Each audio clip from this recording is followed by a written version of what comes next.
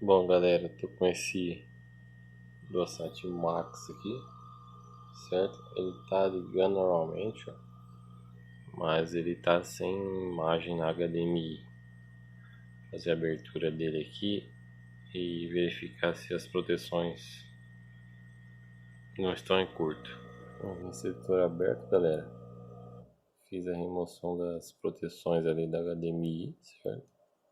As proteções ali, mas nada de dar imagem na HDMI. Então eu vou partir para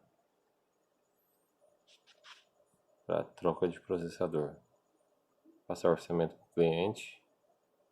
Vamos ver se ele aceitar fazer, aí eu troco o processador. Bom, galera, tô aqui com o DualSat Max, tá? Vou fazer a troca do processador. Já tirei o dissipador aqui, vou remover o processador agora. E já venho botar outro. Aí, galera, já vou remover o processador, tá? 360 graus. Não mais do que isso para não danificar a placa, tá? E aí, ó, ele já tá soltinho já. Soltinho.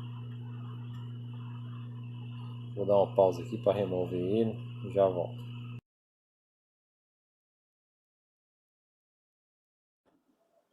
Voltando aí, galera, ó.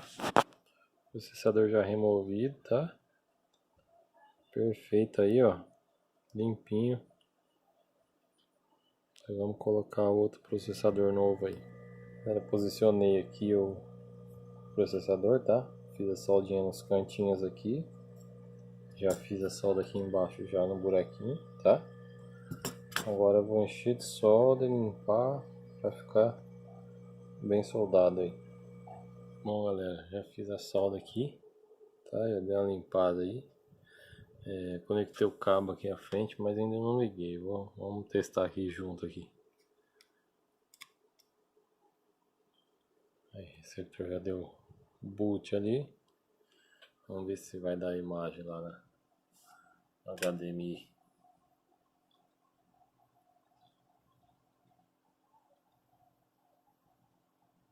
Tá aí, pessoal. Receptor trocado o processador, certo? Foi removida as proteções aqui da HDMI, mas não funcionou. Feita a troca do micro, o receptor funciona na HDMI de novo. Terminar de fazer os testes aí e só devolver para o cliente. Mais um cliente satisfeito aí.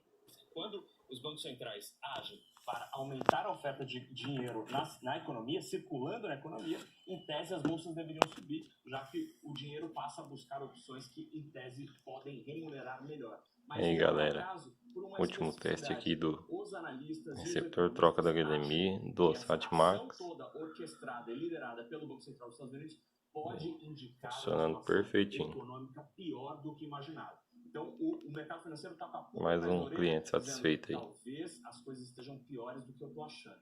E aí é por isso que